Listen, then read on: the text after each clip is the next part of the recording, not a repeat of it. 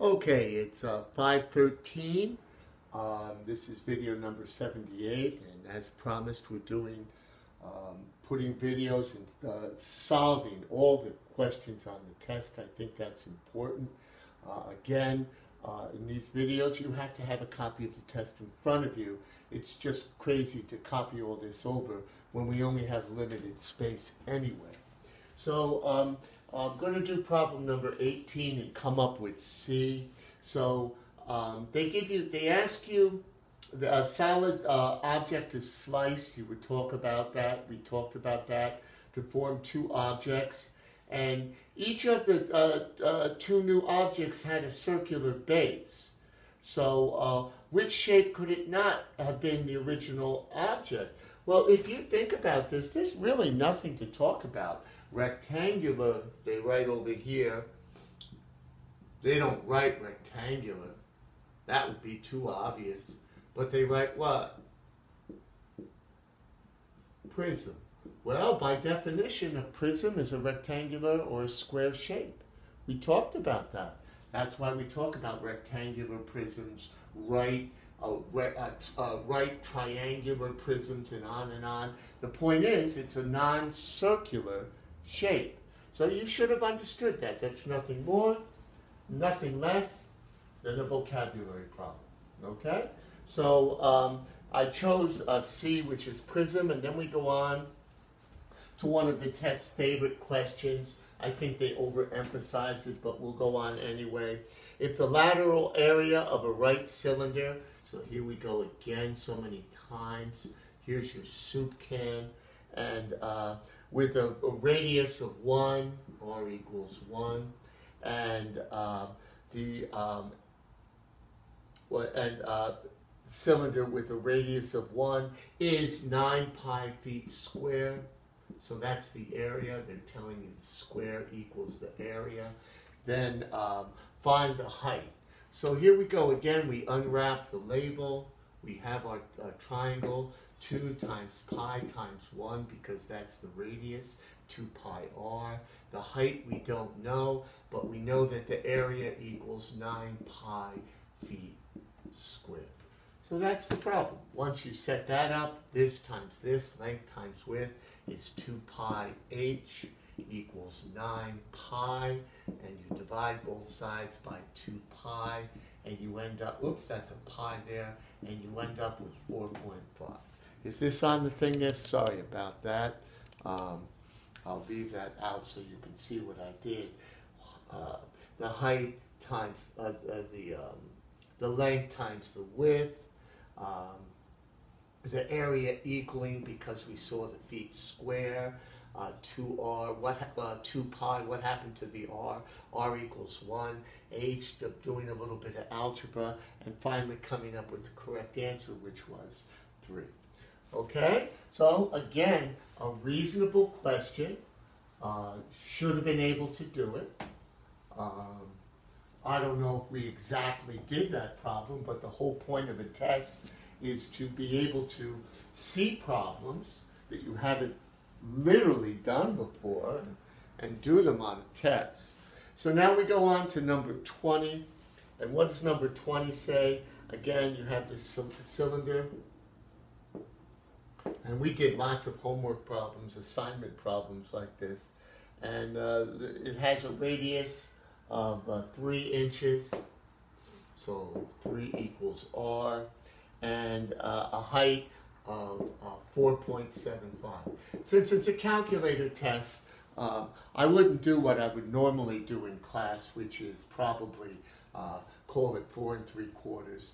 We'll just get the numbers down, and then you have a sphere. Okay, and the sphere, by the way, this is right off a Common Core test. Not that long ago, and you have a sphere with a radius of 3. So you know all this stuff. You did all this stuff. You were prepared for this stuff. One guy is pi. We'll do it over here. Why not? Pi 3 squared times 4.75, whatever that is.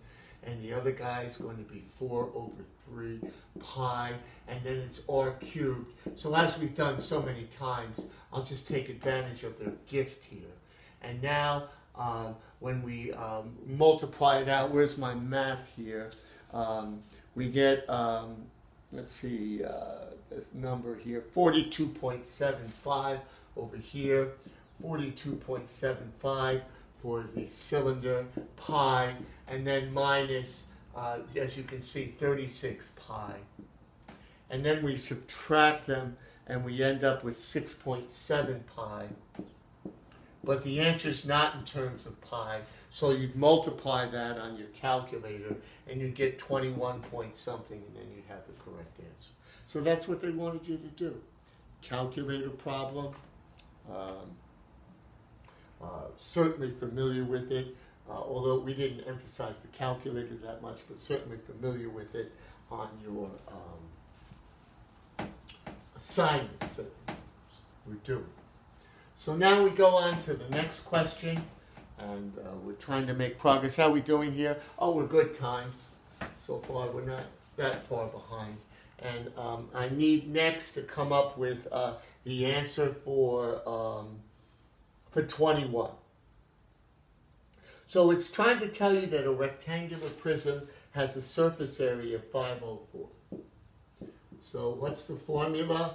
So that's the surface area here. It's kind of like a 7th grade question, maybe a little challenging.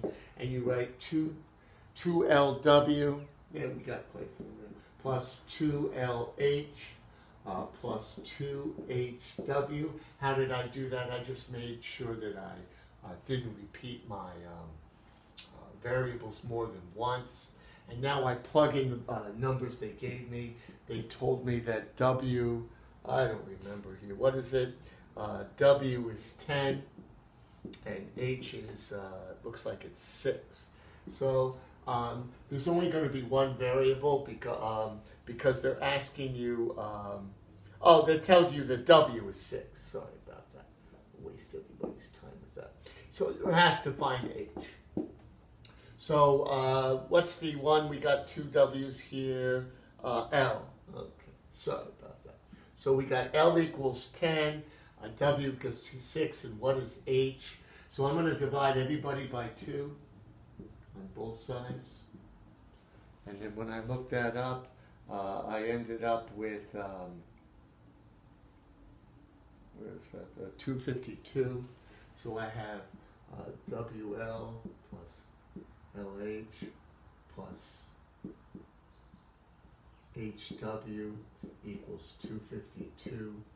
And now I plug in the values that I had. There's 10 times 6 plus 10 times H plus H times 6 equals 252. And there's 60 plus 16H equals 252. And now you're back to the first day of school in 8th grade. Okay?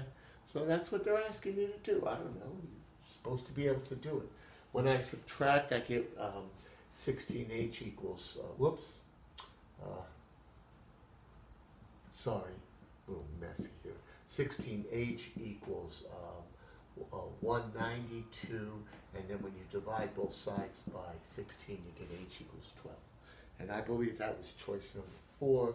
But again, you're expected to be big boys and girls and figure this out yourself. Okay, so now we're on number 22.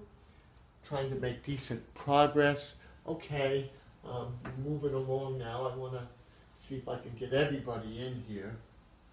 Okay, and still do the problem in a way that at least you could challenge me on, or ask me to do it again or something like that. Because again, I say it's so important to do all the problems carefully. All right, and I'm certainly prepared to do these. So 22 says a cone has a radius. So I drew a cone, again, just like the assignments, and it says that R equals, we got to get that number up here, 1.2, and then, oh my God, they're so nice, they tell us H equals 2.9, they give us a calculator. What more could you want in life? What is V to a 10th? So all telegraphed, Again, this is a Common Core test question. So this is the kind of knowledge they want you to know. And so again, right away, without wasting time, I look for my calculator. I need it. And we write 1/3 pi 1.2 squared times 2.9. And we go multiply the top together using our calculator, get the answer and divide by 3. And I'm expecting to get an answer B to a 10th. Okay, so I explained myself, and it's pi times 1.2 squared. Well, order of operations allows you to do that, times 2.9. That's some number. I come up with 20.49, who cares? Divided by 3, and I come up with, oh, what's happened here? Let's see, try that again. Pi times 1.2 squared times 2.9. There we go. I came up with the wrong number before. Divided by 3. And there we get 4.37.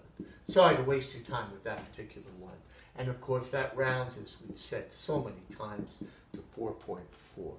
Okay, I pushed the wrong button there. Sorry about that. How are we doing? Okay. And finally, we get to 23. We're up to about 12 minutes. The machine doesn't like going beyond that too much. Otherwise, you have hassles uploading. Okay. And here we go.